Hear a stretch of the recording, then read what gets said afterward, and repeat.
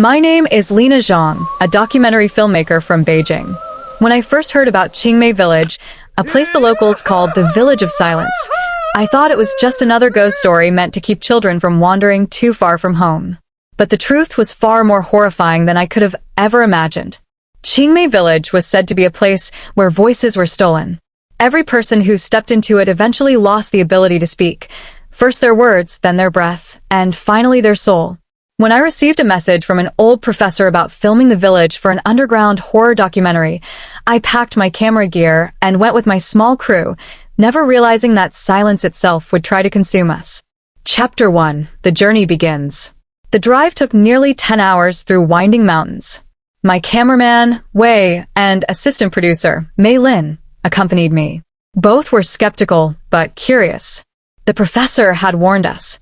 When you enter Qingmei Village, do not speak loudly. Do not call each other's names. And whatever you do, never respond if someone whispers to you in the dark. We laughed it off, thinking it was just a spooky superstition to make our trip more thrilling. As we approached the entrance, the air grew unnaturally still. No birdsong, no rustling leaves, just the sound of our own breaths, heavy and uneasy. Chapter 2. The first night. We found a broken-down guest house at the center of the abandoned village. Dust covered the furniture, and cobwebs clung to every corner. Still, we set up camp inside. That night, as we reviewed our footage, Mei Lin froze. "There's something behind you in the frame," she whispered. On the screen, in the reflection of the window, stood a pale woman in a torn red dress. Her mouth hung open, but no sound came out. Wei rewound the tape. She was gone. We tried to laugh it off as a trick of the light, but none of us could sleep. I woke up around 3 a.m. to hear a faint whisper calling my name. Lena, Lena, but when I checked, my crew was fast asleep. Chapter 3. The Cursed Bell. The next morning, we explored deeper into the village. At the center stood an old shrine with a massive bronze bell, cracked down the middle. The professor had told me that bell once rang to warn the villagers of danger. But one night, it tolled on its own, and everyone who heard it lost their voice forever. Wei, being skeptical, dared to touch it. The bell gave off a dull, chilling vibration that seemed to seep into our bones. Later that evening, Wei began coughing uncontrollably. When he tried to speak, no sound came out. His lips moved, but the silence swallowed every word. By nightfall, he was completely mute. Chapter 4. The Silent Woman. On our third night, the atmosphere grew heavier. Mei Lin insisted she heard footsteps following her wherever she went. That evening, as I recorded footage outside, I saw the woman in the red dress again, standing at the edge of the village well. Her face was pale, her eyes lifeless, her mouth open in a scream I could not hear. She raised a hand and pointed toward me. Suddenly, I felt fingers brush against my shoulder. But when I turned, no one was there. I ran back to the guest house, heart pounding, only to find Wei scribbling desperately on his notepad. She is coming for our voices.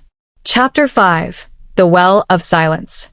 The well became the center of our investigation. Legend said the villagers threw the bodies of the cursed into its depths to contain their silence. As Mei Lin lowered a camera rig into the well, we saw something horrifying on the screen. Countless faces floated in the darkness, mouths wide open, screaming silently. And then, the rope snapped. The camera fell into the abyss, but before the screen cut to static, we saw a pale hand reaching up from the water. Mei Lin screamed, and the sound cut short, as if swallowed by the air. When I turned, she was clawing at her throat, her mouth moving without sound. She too had lost her voice. Chapter 6. Alone with the Silence. Now it was just me still able to speak. But for how long? Wei and Mei Lin looked at me with desperate, pleading eyes. They wrote frantic notes. "It's the woman in red. She wants us to join her. If you speak her name, she takes your voice." That night, I dreamed of the woman. She whispered to me in silence, her lips forming words I could not hear. When I woke, I realized something terrifying. My camera had recorded her whispering. I replayed the footage slowly. Her lips formed the word, "Stay." Chapter 7. The Final Night. The atmosphere in the village turned unbearable. My friends, now voiceless, grew weak, as if their very life force was draining away. The woman appeared again, this time inside the guest house. She stood at the doorway, her body twitching unnaturally, her mouth stretched wider than humanly possible. I screamed, but the sound didn't leave my lips. I had lost my voice too. The silence was complete. Epilogue: a place called Silence. When rescuers found our abandoned gear weeks later, the footage told the story. They saw us enter the village. They saw us set up camp. But in the final recording, only I remained on screen, standing before the cracked bronze bell, my mouth moving soundlessly.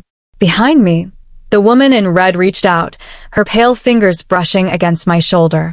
The tape ended in static. No one ever found us again. Qingmei village remains abandoned. At dawn, the fog thickened, covering the entire village in a white shroud. Visibility dropped to a few feet, and yet, through the haze, I saw shadows moving. Not just one. Dozens. Figures in traditional Qing dynasty clothing, their eyes hollow, their mouths wide open in eternal screams, but no sound emerged. They walked in a slow, mournful procession through the streets, circling the broken bell. Mei Lin clutched my arm, pointing at them with shaking fingers. Her lips moved in a silent scream. I raised my camera and hit record, but when I looked at the playback, the screen showed nothing. Just the fog and emptiness. I realized with terror that the figures were visible only to the cursed. Chapter 10: The Story of the Red Woman.